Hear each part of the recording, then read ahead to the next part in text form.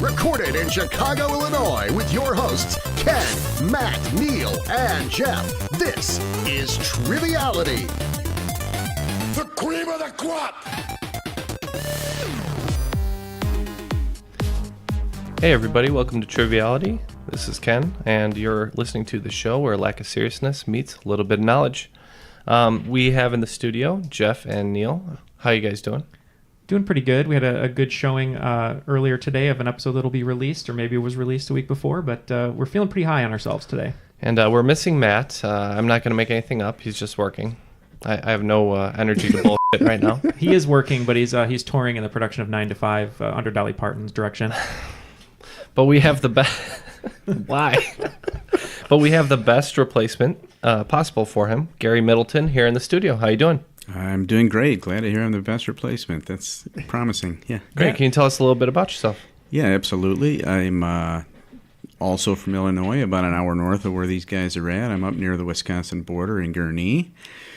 I certainly enjoy doing trivia. I may not be the A player a lot of people are, but I'm working my way towards it. So we'll see what we get. Yeah, we're big fans of Gary. He put some great questions up on the Trivial Warfare Army if you're a member of that, and hopefully our soon-to-be Triviality group. We'll get some cool photo collage questions because you always write some great questions.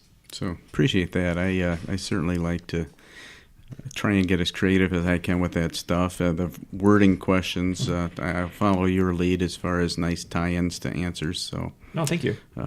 Yes, it's well crafted. So. All right, and on the other end, Skyping in all the way from Ireland, according to her Skype signature. Maynooth, Ireland. Shout out. Erin Barclay, how you doing? Hello, I'm good. How y'all doing? Yeah, welcome back to the show. Thanks. Anything new since you checked in with us last? Well, I haven't actually lived in Ireland since 2010. I'm living in Richmond, Virginia still. And other than that, not a lot. Working a few fewer jobs and finally got the trivia company up and going. Nice. It is called Orange Cat Trivia, and the listeners at home can't see, but you guys are going to see Orange Cat pacing back and forth for the next however long this takes. Right over your keyboard, it looks like. Because he's a cat, and that's what cats do. And today she's going to be hosting. We're going to be having a 2-on-2. As per usual, Jeff and Neil will be teaming up, and me and Gary will be teaming up. And our team name is going to be Thanos' Big Stones. Okay. That's going to be the last Infinity War reference, because now we're like 3-4 weeks out from Infinity War. So that's the last time. But Thanos' Big Stones, I suppose you guys are going to be... Yeah, I guess we'll be Team Triviality unless you want to be Team Super Soldier Serum. That's hard to say. Yikes. Yeah, so we'll just be Team Triviality. All right. Fine. So let's kick it to the rules guy for a recap of the rules. The rules of the game are simple. 20 questions split into 2 rounds worth 10 points apiece. At halftime, there'll be a special swing round designed by this week's host. After regulation, players will enter the final round with the points that they've accumulated and will have a chance to wager 0 to 30 points on 5 categorized questions. At the end of the game, someone will be named the cream of the crop. But the cream will rise to the top, oh yeah. And we're going to get started here in 1 second, but can you just tell us where to find your trivia company? Yeah, Orange Cat Trivia on Facebook. It's a mix of events I'll be hosting live, random things I find on the internet, and stuff I think is interesting. Fantastic. Well, you can start whenever you're ready. The word tattoo comes from the word for to mark something in the language of this largest French Polynesian island. I hear it is a magical place. We are locked in. Okay, so Jeff and I were just having trouble figuring out the reference, the clue, the magic clue. We do remember that there was a question on a previous episode about Bora Bora, and that French was their main language, but we're just not pulling anything else. I mean, I know like the Ivory Coast, they speak French there, or Côte d'Azur, or whatever, I forget what it's called. But, Côte d'Ivoire. Yeah. But I don't think that's an island, so you just want to go, I mean, we can't pull anything other than... I mean, I can think of no other French Polynesian islands off the top of my head than Bora Bora, so... All right, we're going to go Bora Bora. All right, so for us, Gary wrote Tahiti as a possible French Polynesian island, and I said that could be a magical place because of Moana, so we are going with Tahiti. That makes sense. All right, well, the answer is Tahiti. The reference was from the first season of Agents of S.H.I.E.L.D., which apparently nobody in the room saw except me. Oh, I do remember that. Yeah. And, Okay. And Coulson keeps going, it was a magical place. Right. And like the first time he does it, you're like, that sounds like a nice vacation spot. Then he does it again, you're like, no, this is like creepy mind control stuff. I like that. I like that show. I got to catch up. Yeah. I only watched 2 seasons. It got weird, but it's still fun. I love Clark Gregg. But Anyway, any way we get it, that's fine. Even if we were wrong. Yeah, exactly. That's right. Just knowing the island, that was enough. Hey, there you go. Number 2. What color is named for the brand of liqueur it resembles? It is the only color named for a liqueur, and that's Liqueur, not liquor. Okay, we're in. Okay, so Jeff and I are writing some words down here. I know Midori is, I want to say it was a Japanese liqueur, but it's green. It's known for being green. I'm just trying to think of, what's the orange one called? Do you know? I have no idea. This is not my category. There's an orange liqueur, and I can't think of the name of it. All right, the only one's coming to my head is Midori. I don't know if it's green in Japanese. I don't think so, but can you think of anything else? No. Okay, all right. We're going to go Midori. And I believe this is chartreuse. Yes, the answer is chartreuse. You guys, Neil and Jeff, Midori does mean green, but you got it backwards. The Midori is named for the color green. Oh man, this is the not color chartreuse is named for the liqueur. It should be noted that I don't know what chartreuse tastes like, and I don't know what color chartreuse is. It's when I have a bottle in my liquor cabinet. I can show y'all when we break. All right, number 3. Which 3-time Pulitzer Prize-winning newspaper, founded in 1955 in New York City, announced in late August of last year that it would cease its print edition at a date to be determined? I think I got to leave this one to you. I think That's not good. you guys can talk freely. We're in. Okay, so Gary, I'm kind of lost on this one. Gary wrote down the Wall Street Journal, USA Today. I'm wondering if it's just like the New York Post or something like that. Something simple. Exactly. Yeah, I was just trying to go off of kind of obscure names, not named after the cities themselves. It certainly could be. Wall Street Journal is hard to believe they would stop printing that, in my opinion. I kind of want to strike that one from our options. I think it's older than that as well. Yeah, I think New York Post is going to be where we land. All right, we're locked in. What happened was Jeff immediately wrote New York Post, which I wasn't sure if they would have won a Pulitzer Prize before, so we were a little unsure of that. And then we thought of Wall Street Journal and New York Times, and we thought, those are some pretty big papers out of New York, pretty reputable papers. Well, I started thinking of it like they were going out of business, basically. And then I had Aaron reread the question, and I was like, they're online only now. And both the Times and Wall Street Journal are pushing for like online only. Yeah, I mean, kind of publications, as far as I know. I mean, that are not necessarily the Times, but the Times is doing a lot of podcasts and stuff now. So, I mean, I could see them pulling out of the paper market. Right. So, I mean, it's up to you. I don't really have any bearing in this, but go ahead. You think Wall Street Journal? Sure. Okay, we're going to say the Wall Street Journal. Okay, I maybe could have made the question more specific. It's a fairly small newspaper. The answer is the Village Voice. Oh, well, that's good to know now. I learned it. Yep. All right, number 4, maybe in one of y'all's wheelhouses. The Russian word for a vehicle pulled by 3 horses in a row gave rise to this term, which is the word used to refer to the economic movement that characterized Russian politics towards the end of the 20th century. Damn it, Orange Cat. Sorry. Was that part of the question? That's his hashtag. Okay, so we're going to go ahead and lock in with one of Gary's ideas because I have no idea. So you guys can discuss. Okay. The only thing coming to my head at the moment is the chant that the character in Cool Runnings starts doing because of the other bobsled team. And he goes, Eins, Weins, Drei, whatever he says. So that's all I'm thinking of. So that's where I'm at. Those are German numbers. I know they're. But so I wrote down Bolshevik, which Jeff told me is incorrect, but I felt proud that it was a word. But yeah, I don't know. I'm not too versed on the political era there, but I'm not good at like late 20th century Russian politics. It's got to be a word that we hear all the time in culture, and I'm just not pulling it. So yeah. What do you want to go with? I have no bearings on this either. You just want to go with that, even though it's wrong? Sure. All right, we're just going to say the incorrect Bolshevik.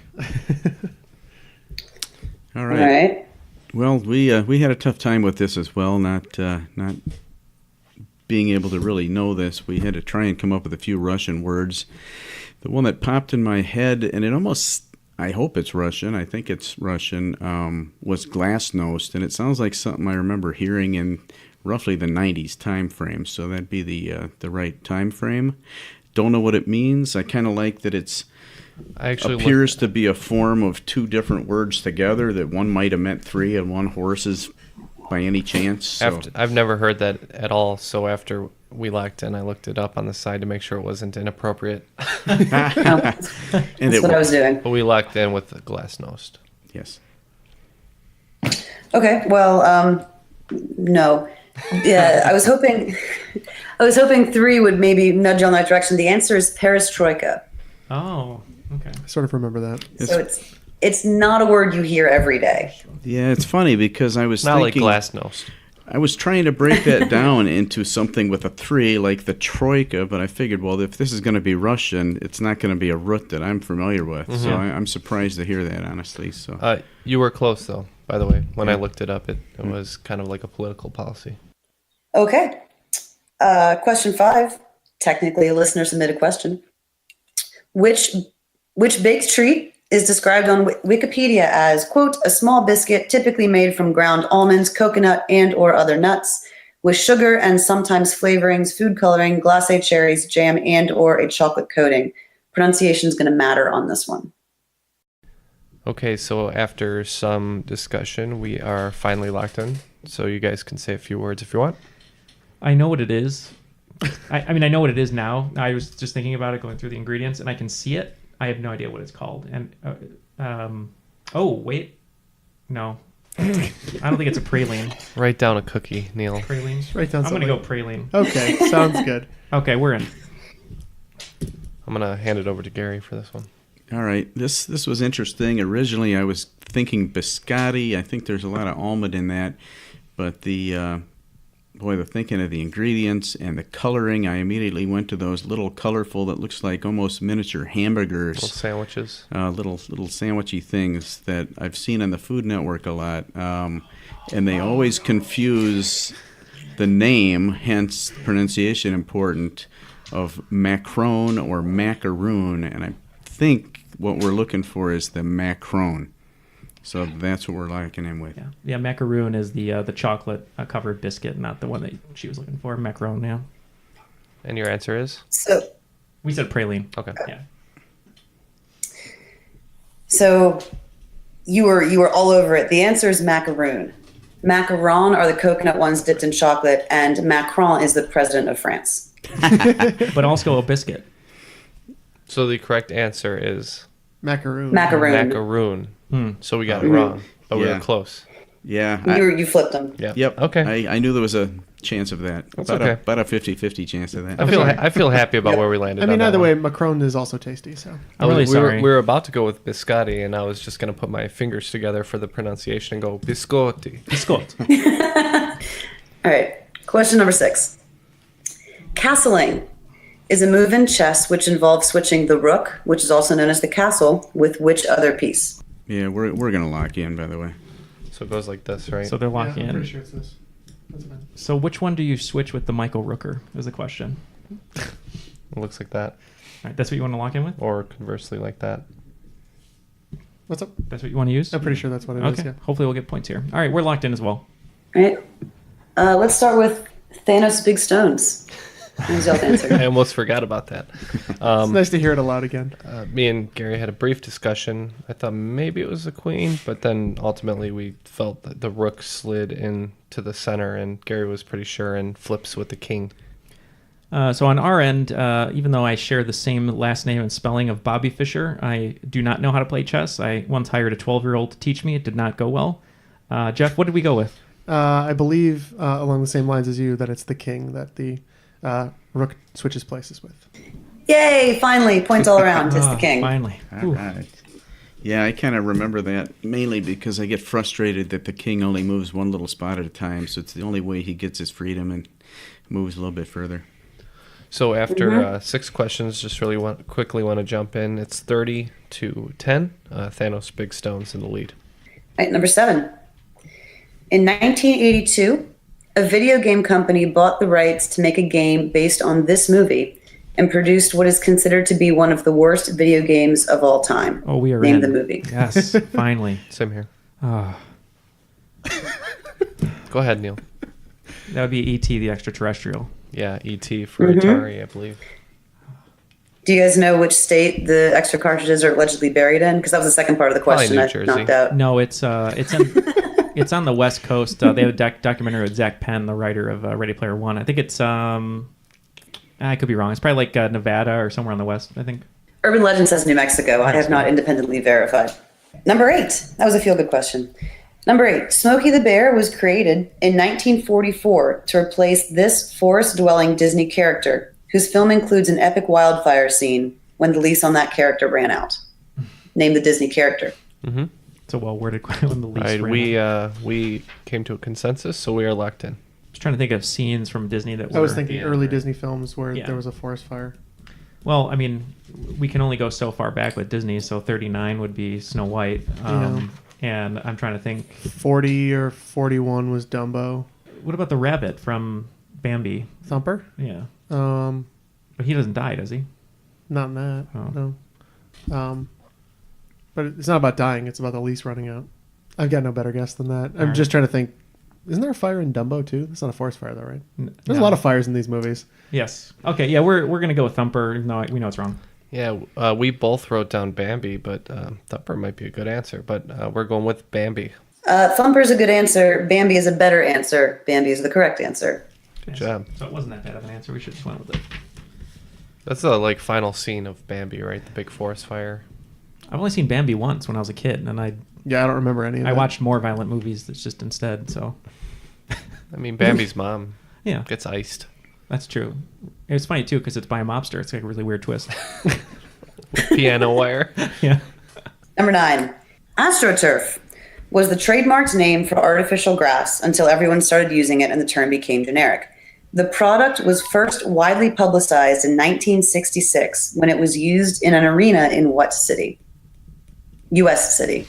Yeah, we're gonna lock this in.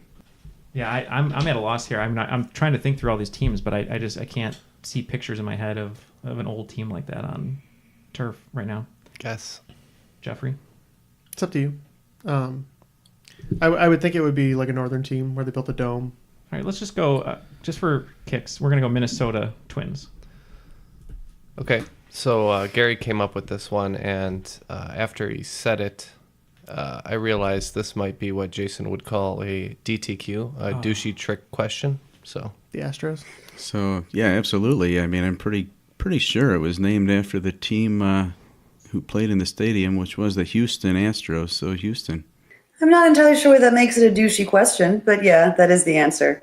It felt like the opposite of a trick. It felt Right. like they were giving you the answer almost. Yeah. It was so obvious Jeff even said it and then didn't.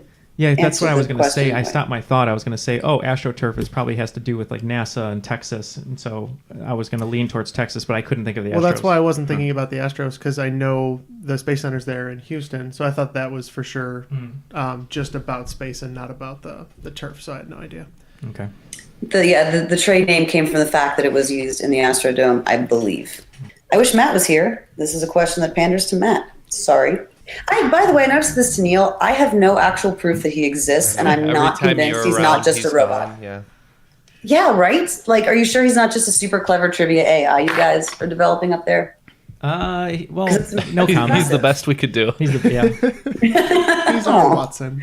Yeah, Gary too. Gary did not meet him in Boston at Geek Bowl, and then he left like 5 minutes before Gary got here. So Gary's never seen him either. So It's all very Yeah. suspicious. Yeah. They've got crude drawing sketches of him, but I'm not buying it. I'm not convinced. Okay, number 10.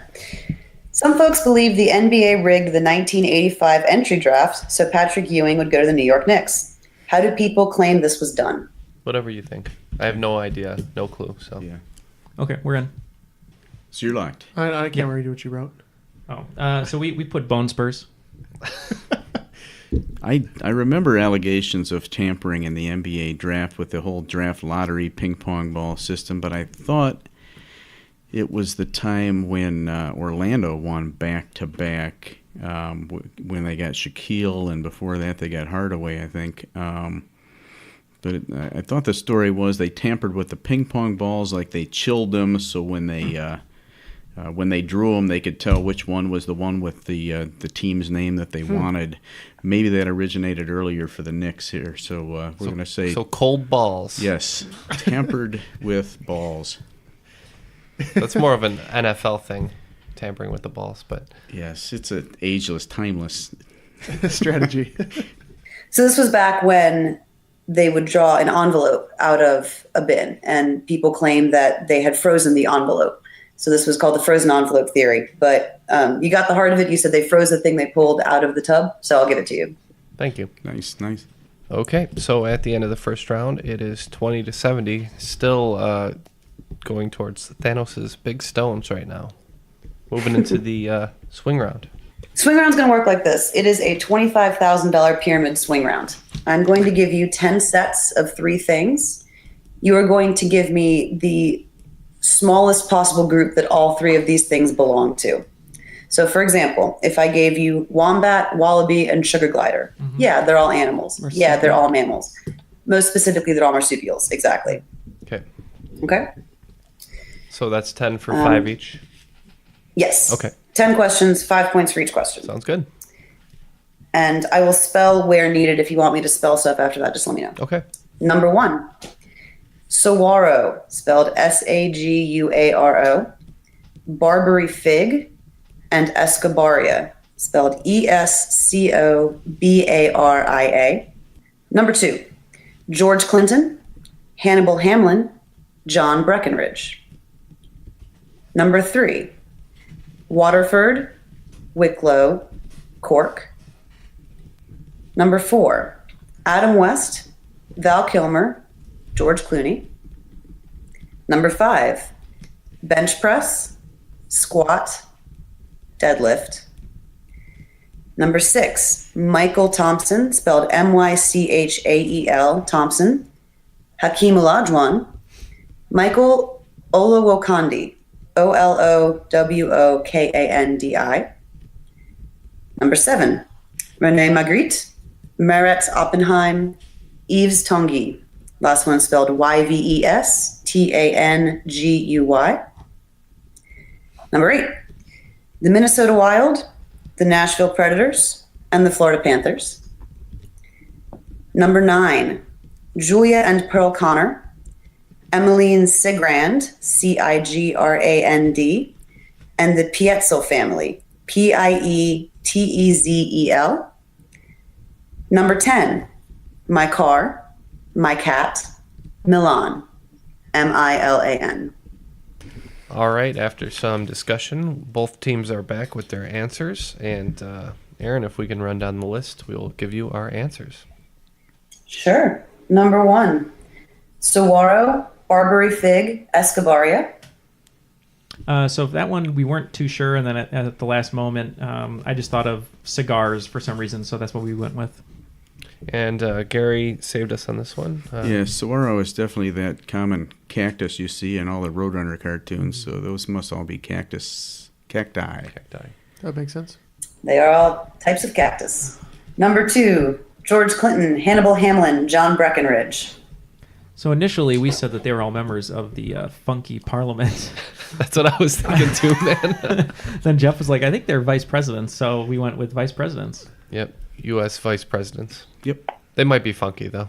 I was listening to you guys talk about that. I'm like, please do not talk yourselves out of another right answer. So yeah, they're all vice presidents. Number 3, Waterford, Wicklow, Cork. So we weren't sure. I've heard of the word Waterford crystals before. I don't know what they have to do with it. So we were between crystal and wine just because Cork. So we went with crystal. And me and Gary thought these were cities in Ireland. Yeah, we know they're all Ireland. It's a matter of cities or counties, so we went cities. Either would be acceptable because each county has a city named after the county it is in. Nice. Yeah, and I wrote this before you guys decided that I live in Ireland, so that was a coincidence. Right. Jeff said it too. We were like, oh, maybe it was too much of a coincidence. Yeah, you did that. God, sitting here was killing me. I should have just walked away. Number 4, Adam West, Val Kilmer, George Clooney. Okay. I think we finally got one. Na. Batman. Batman. Yes. Those are all people who've played Batman. Nice. Bang pound. Number 5, bench press, squat, deadlift. This would be Jeff's later on today, but it is weightlifting. Yeah, I was seeing about being more specific for that, but as close as we could get was weightlifting. I'll give points for it, but specifically those are the 3 power lifts. Okay. Okay. Number 6, Michael Thompson, Hakeem Olajuwon, Michael Olowokandi. So we knew that these were basketball players. Hakeem Olajuwon, I think we said, was on the Rockets. We weren't sure if all of these players were on the Rockets at one point or another. And I believe the last name you said, he could be the player that's playing with a mask right now. But we weren't sure if we should go team or position. But we ended up, to be more specific, well, actually, we'll just say, we went with centers. They all played center in basketball. Yeah, interesting. We knew they were all NBA as well. I'm pretty sure that Olowokandi is from African descent. I'm pretty confident that Olajuwon is. I'm not sure about Thompson, but that's the direction we went, was NBA from Africa. From the continent of Africa, yeah. What I was looking for was these were all first-round draft picks in the NBA. More specifically, they were the first 3 non-Americans to be drafted first overall. Yeah. Michael Thompson is from the Bahamas. However, they also do all play center. So I will give points to Team Triviality for finding an answer I didn't know was an answer. There you go. Yeah, I knew Olajuwon was a first pick. I thought about going that way too, but That's okay. yeah. All right, number 7, Renee Magritte, Merritt Oppenheim, Yves Tanguy. I have no idea. Neil and I thought they were all artists, so knowing Magritte, we said they were all surrealists. Yep, that's kind of where we went to, is surrealists. Cool, that is correct. They're all surrealist artists. Number 8, the Minnesota Wild, the Nashville Predators, the Florida Panthers. What do they have in common? Aside from the fact that they're all NHL teams, I think they all play in the East. So we said they all play in the East.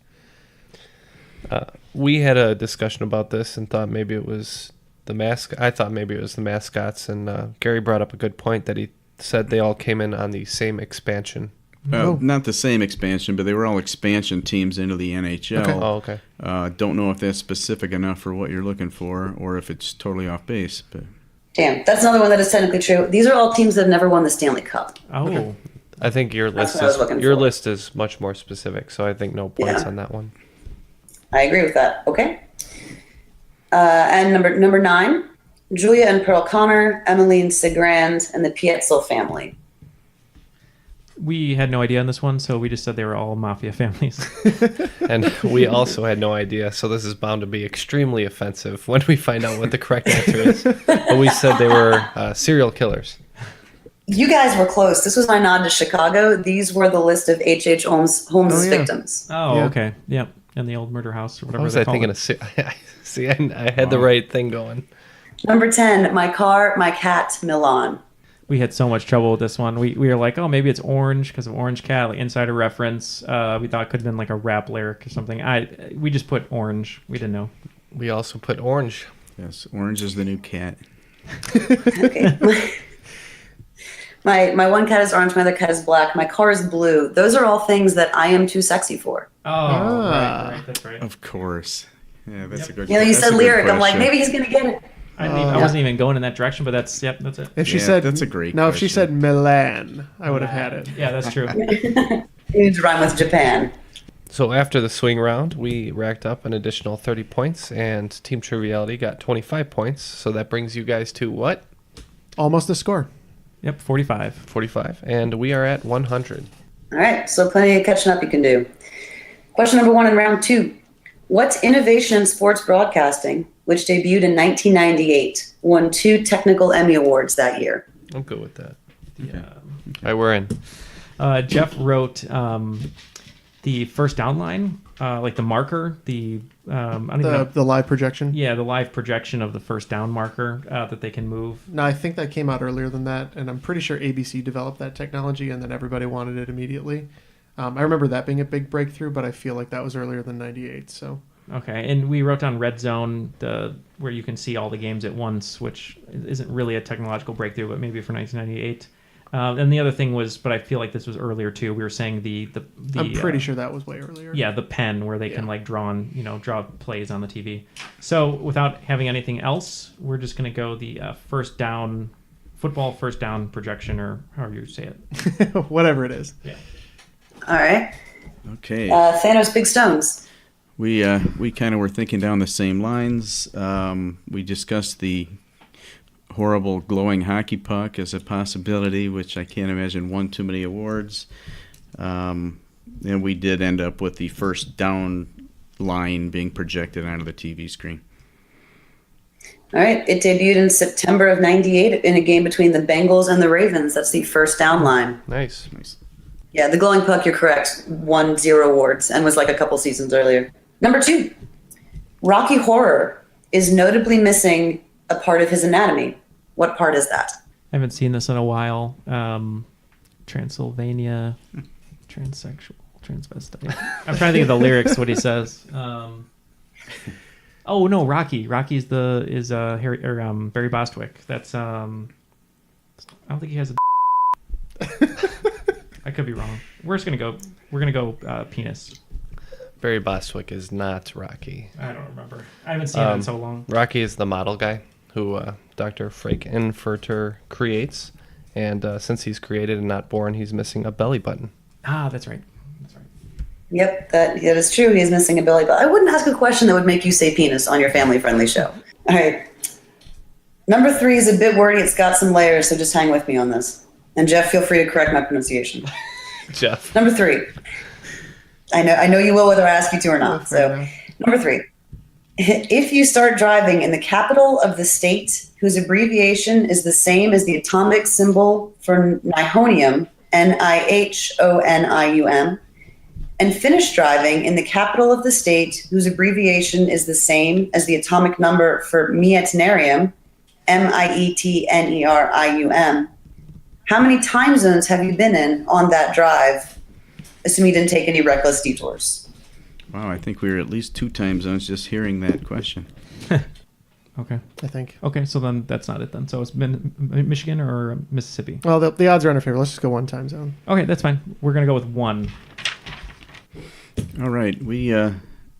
I wasn't familiar with these elements, but nihonium, I know Ni is nickel, so probably the next most likely is NH. New Hampshire, which is Concord, so we start in the Eastern time zone. Meitnerium, I kind of figured maybe the first 2 consonants and went MT for Montana, which is Helena. The next trick to this is figuring out if that's in the Western or the Pacific or the mountain. I'm pretty sure it's the mountain, which would give us the mountain, central, and eastern for 3 time zones. Yep, I won't bother repeating all of that. Thanos Big Stones got it correct. It is 3 time zones. MT. Just for the record, I did not get it correct. It's all Gary. Number 4. Originally designed as a show car for the 1953 Motorama display at the New York Auto Show, this model of car was manufactured starting in the 1953 model year and was available in pennant blue, sportsman red, polo white, or black. We're locked in. So I'm almost So positive. she's not saying it's only available that year. Yeah, that's fine. I mean, I don't know. I'd go Any either way. guess is as good as another. So Yeah. let's go with your thing. Yeah. Okay. We're locking in with Mustang. That's a good guess. I believe the first model year for the Mustang was actually 64 and a half. Weirdly enough, they made like a half-run model year before that was pretty common for manufacturers back then. I'm pretty sure that the Corvette got its start in 1953, and Neil seemed to agree with that, so we went with Corvette. Funny enough, that was our other guess. Well, that would have been a good guess. The answer is Corvette. Yeah, I love that 53 Corvette. It's got a great side, whatever you call that on a car. They were awful. They look great, though. No, they don't. Have you ever seen one in person? Well, don't question my artistic appreciation, Jeff. Okay, no, the manufacturing techniques were terrible. They're all lumpy and they're awfully built. So I'm driving down the highway the other day, and I come across a Ferrari, and it's got butterflies on it and snakeskin pattern over the whole thing, and it's like white with black lines on it, and there's snakes on it. And I'm just like, why would somebody do that to a Ferrari? It made Because they can. Exactly. made me cry that somebody with that taste has that much money. All right, number 5. This procedure, now largely frowned upon, was used on patients and was designed to disrupt problematic brain circuits. It was awarded the Nobel Prize in 1949. Reluctant. Feel like we have one of these right now. This one? They did a lot of stuff that's kind of frowned upon. We're now. in 2, and we are locking in with electrotherapy or shock treatment.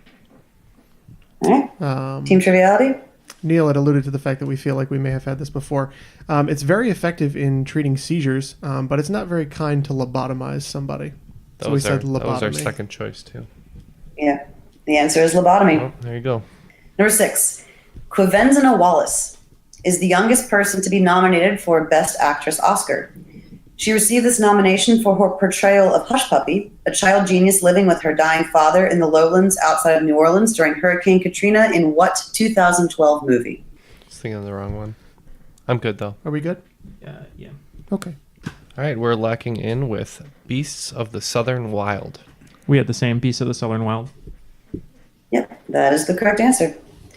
I was going to make you guys spell Quivenzina, but that seemed mean. I started writing Whale Rider, and then I was like, wait a minute. Well, no, I wrote Beasts of the Southern Wild, and I was like, Beasts of No Nation. I'm like, no, that's Idris.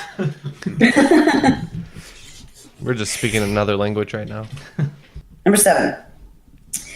In the 1948 UK edition of the classic board game Clue, what was Mr. Green's title? It was changed to Mr. for American audiences because they didn't think people would be able to believe a person with this title could be a murderer. All right, after some discussion, we are going to lock in with a guess. Okay. I'm pretty sure it's a religious figure type. Yeah, we wrote down father, pastor, bishop, Lord. Lord isn't really, but we put Preacher. Preacher, yeah. I mean, it's something in there, I'm pretty sure, because I feel like I've heard this one before. We definitely had this in Reverend? trivia before. Could it be Reverend? Could be a reverend.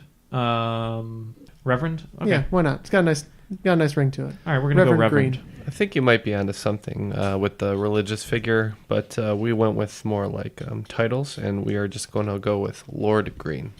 All right. It brings me great joy to watch you guys back into correct answers. The answer is Reverend. Yeah. The minute they said it, that sounded familiar. Nice pull, Jeff. Yep. I do remember we had that one. In the Def Jams version, it's Rev Run is the player. Yes, it's Reverend Green. Yeah. Number 8. First appearing in the Odyssey, this Greek hunter impressed Zeus so much that he was placed among the stars as a constellation. We're in. So initially I wrote down Ulysses and Odysseus, but Ulysses, I think it's from Ulysses, and Odysseus could be from the Odyssey, I can't remember. But then I remembered an old movie studio distributor, Orion, and also the constellation. I believe that's the dude with the archery. Sounds about right. Right? So we're going to go Orion based on that. Yeah, oddly enough, because we had Orion as an answer on the previous episode that we recorded today. We went with Orion as well, though I don't believe he has a bow. I think he has a club or something like that. Sagittarius has the bow. Oh, that's right. Yeah, the answer is Orion. He actually does have a bow and a sword. Oh, which okay. I know because I have him on my arm, which is why I'm trying to sit on my hand. There you go. Number 9. Of this 1990 box office bust, star Kevin Bacon famously said, "I broke down and fell to the sidewalk screaming to my pregnant wife, I can't believe I'm doing a movie about underground worms." We're in. All right, we're in as well. Us first. right. So just recently, actually, on Sci-Fi, the channel, they were doing a sort of a continuation of this movie and TV series, and it did star Kevin Bacon. Much to the surprise of all the fans, though, they did not pick this show up for series, which is kind of crazy because it has a movie star in it, but it would be the 1990 movie Tremors. Yep, we also went with Tremors. All right. And number 10. This actress, perhaps better known for being naked in 1933 Czech film, also patented a method that protects radio communications by switching frequencies in a prearranged pattern. Oh, Neil, you look like you're in pain. Oh, I got it. Okay. I know. I saw a whole documentary about her, and I couldn't remember her name for a second. Yeah. I got it now. It's not Mae West. It's blew it. Holly Goodlight. No, not Holly Goodlightly. It's kind of sexual, the name. Not on purpose. Oh my god. Hooters McBoobitis? I can't believe I'm not going to get there. So this actress, everyone kind of looked at, said that she was like a floozy and things like that because she did nudity, but she actually was super, super smart and created a lot of patents that we still use today, and she was like a brilliant. Never really got credit for it. Right, she never really got financially. credit. Right, so they kind of screwed her over. Neil doesn't really know stuff about old Hollywood, so it's understandable that he doesn't know this. It's killing me. We're gonna have to fold. I'm sorry. Hedy Lamarr. Yes, that's it. Yes, that is it. All you had to do was You tell all knew me that. Blazing Saddles. They have the girl in the movie. Her name's Hedy. How would I know that? I don't know. haven't You seen should have. Blazing Saddles. You should have. I would have gotten it then. Okay, so at the end of 2 rounds and a swing round, we have Team Triviality at 115 and Thanos' Big Stones at 170. All right. Your final is going to be in these 5 categories. Question 1, name that element. Question 2, famous places. Question 3, art history. Question 4, what is this, a crossover episode? And question 5, a tip of the tinfoil hat. Okay, so all the bets are in, so without further ado, please let's get those questions. Number 1, name that element. It is atomic number 96. It is created by bombarding plutonium with helium ions, and it was named after one of only 2 people to win Nobel Prizes in 2 different subjects. Number 2, famous places. What is the name of the New York City establishment that President Obama designated as a national monument in 2016, 47 years after it claimed a pivotal place in LGBT rights history? I'm going to double check my math on that real fast. You know what? Oh yeah, I got it. Bam! Yes. Yeah, the math is right. Number 3, art history. Beginning in 1885, this Russian-based French jewelry house made works of art that were given to members of the Russian royal family to celebrate what holiday? Number 4, what is this, a crossover episode? In mid-February of this year, Richmond native Russell Wilson arrived at training camp for which professional sports team? And number 5, a tip of the tinfoil hat. Some folks believe that the New World Order has their headquarters beneath the airport that serves which U.S. city? They cite the unusual shape of the airport, as well as its distance from the metropolitan area that it serves. Okay, so here's my logic, and this is only for Aaron's pleasure. All right, I'm not going to go with the Mariners because it's too easy. It's probably right, and we're going to lose this game. But we're not going to go Mariners. So I'm going to say it's either LA or New York. Yeah. Aaron was pissed that I went to LA and not the DC Web Fest. So we'll go New York. Really? We'll go the Yankees. Well, I mean, playfully pissed. Question number 1, name that element. It is atomic number 96. It is created by bombarding plutonium with helium ions, and it was named after one of only 2 people to win Nobel Prizes in 2 different subjects. Team Triviality bet 30. What'd you guess? So immediately I started to go to Nobel Prize winning physicists. So I thought maybe Einsteinium. I know it's in the 90s somewhere. And then we circled back to it later. And I believe Marie Curie won 2 different Nobel Prizes in 2 different subjects, one being physics and I think maybe the other one being medicine. So we said curium. Thanos Big Stones bet 10. What was your answer? And we went the same sort of direction. We were thinking about somebody who had won different awards in 2 fields. I was pretty sure I had heard Marie Curie had, so we also went curium. All right, and the answer is curium. Nice, Jeff. Einsteinium is number 99, by the way, Jeff. I knew it was in the 90s. Thank you. Question number 2, what is the name of the New York City establishment that President Obama designated as a national monument in 2016, 47 years after it claimed a pivotal place in LGBT rights history? Team Thanos Big Stones bet 10. What was your answer? Yeah, this really bothered me because I know kind of about the events that triggered this and the location just somewhere in my brain, but I couldn't come up with it, so we're just going Greenwich Village Square. Team Triviality bet 20. What'd you guys say? So Neil immediately wrote down an answer which I agree with. And if we're right, 99% Invisible did a really good episode on the history of Stonewall. Yep, that's it. It is the Stonewall Inn in New York. If you wanted more specificity, I did write in parentheses. Oh. Stonewall's just fine. Perfect. Number 3, in art history. Beginning in 1885, this Russian-based French jewelry house made works of art that were given to members of the Russian royal family to celebrate what holiday? I knew that. Thanos Big Stones, you guys bet 10? Correct. What was your answer? You know, I thought you were going one direction. I thought it was Fabergé when you were talking about it, and I was very frustrated when the question was what holiday. And then I says, well, Fabergé eggs, maybe it was for Easter. So let's go Easter. All right. And Team Triviality bet 0, but just for kicks, what was your answer? Well, we also were on that train of thought. We said Swarovski and Fabergé, but we ended up, for some reason, leaning towards Swarovski with the Russian element. So we didn't know what to put, so we just put Valentine's Day. Okay. Yeah, the answer is Easter. It was Fabergé was the design house. Nice. I believe Swarovski is Austrian, It makes not sense. French. It's not Dutch. I don't know. No, Neil. No. It's not Dutch. It's like I'm like a werewolf, like the moon. It's like, no, don't turn, don't turn. This might have been unfair. It was big news here because he's from here. But in mid-February of this year, Richmond native Russell Wilson arrived at training camp for which professional sports team? Thanos Big Stones. What do you guys say? Yeah, we bet 10. I was pretty sure this was baseball, and I couldn't remember what team it was, so we kind of just ran through a couple teams and ended up with the Brewers. All right. And Team Triviality, y'all bet 20. What was your answer? So our logic was we knew that we were going to go down, unlike DJ Khaled. And so we knew that the easy answer would be the Seattle Mariners, which we had written down initially. And Aaron had heard all this conversation. Then we said, well, Russell Wilson's always on red carpet, so it could be LA Dodgers or New York Yankees, or maybe Atlanta Braves for some reason.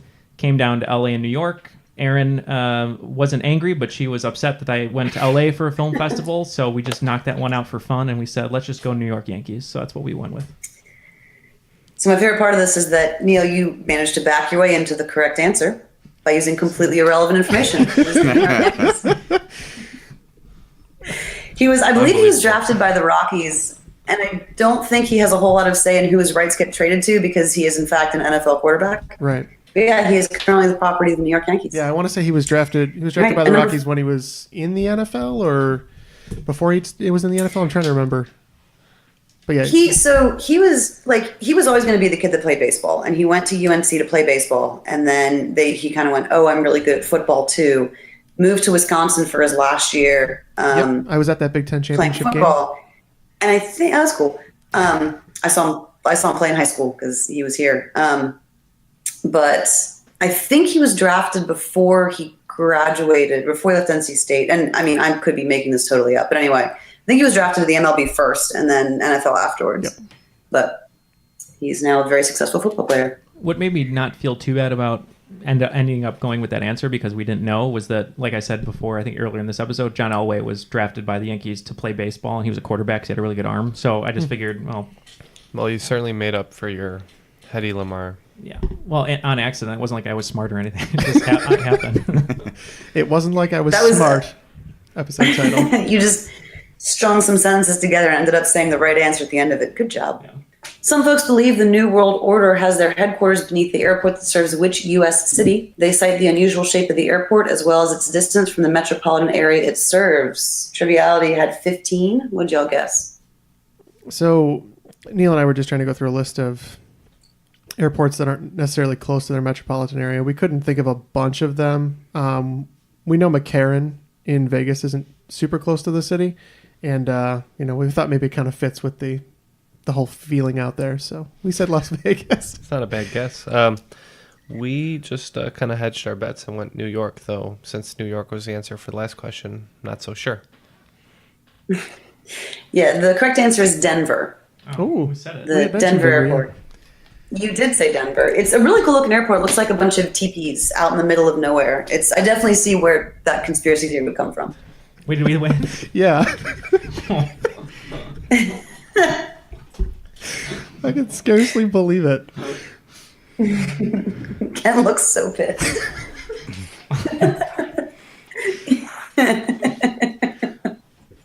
All right, so to conclude the game, it looks like Team Triviality racked up some extra points in that final round, while Team Thanos dropped to 160. Team Triviality increased their points to 170, came back in the 11th hour, crushed Thanos' big stones in their palm, and Looks like you're the cream of the crop. The Macho Man Randy Savage is not happy with your decision, yeah. I am the cream. I'd like to dedicate this win to the ghost of Hedy Lamarr. You ripped the stones right off the Infinity Gauntlet. That was a very stressful game. Very, very well hosted game and well written game, Aaron. Thank you. That was fun. And Gary, awesome playing against you. It's intimidating because you're pulling these answers from places He's a we good don't even know. teammate, man. Yeah, he really good. Yeah. Yeah. You pulled the one that counted with New York. That was the difference. But it was an awesome back and forth, before it was over anyway, back and forth game that ended up extremely competitive. That was a lot of fun. It's a good slugfest. Aaron, where can everyone find Orange Cat Trivia? On Facebook, if you search for Orange Cat Trivia, you will see pictures of my orange cat and other things as well. You'll probably find him in the link in the show notes too. Yep, that sounds good. Yes. Gary, anyone you'd like He's to right next to me. say hi to, plug anything? No, not really. I just want to thank you guys for letting me join you. I certainly enjoyed it. I intend on being your next Patreon donor. Thank you so much. So I feel it's worth it, and you guys are definitely deserving. Thank you. No, thank Much you. appreciated. And thank you to all of you who already support the show. It really does mean a lot to us. We've been funneling all of those funds into developing the show. That's what it's there for. We don't really take a cut of any of that. So Yeah, we don't pay ourselves. We put everything toward the show. We try to make the show as best as we can for you and for the listeners. You 'cause guys that's who haven't been matters. taking a cut? no, I think Just kidding, yeah. I think going Surprise. forward we're going to be looking to maybe extend out a little bit, maybe do a couple more episodes even a month, but that's going to require bringing an editor on board. So hopefully that's something that we can be able to do going forward. But if you already support the show, again, a big thank you to those people. Let me recap the. Sure. While Jeff's pulling up the numbers, thanks, Gary, once again, for making the drive up here. And it was like an hour drive, and really appreciate it. We'll have to have you on the show again, whether it's Skype or in person. Where's the place you normally go to trivia every week? Your main place? Yeah, it's a place they call Egghead Pub Trivia, and they host that in a variety of locations in the Gurnee and Libertyville area. Oh, wonderful. Egghead Trivia. And then we already talked to you guys about Orange Cat Trivia. So make sure you check that out to support Erin. She's one of our favorite guest hosts and listeners and helpers and Patreon supporters. So all around. So make sure you help her out. Jeff? So specifically, since the last time we updated, a big thank you to David Brown, our newest patron and supporter.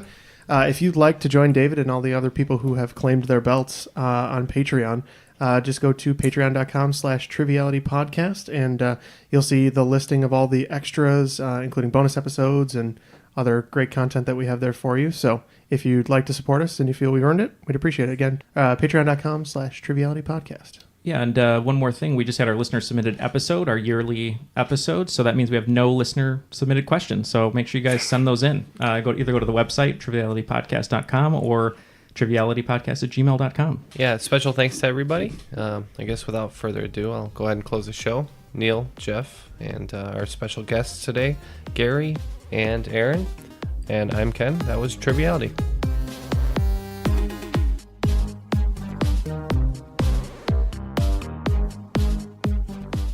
I'm just a sweet transvestite from transsexual Transylvania.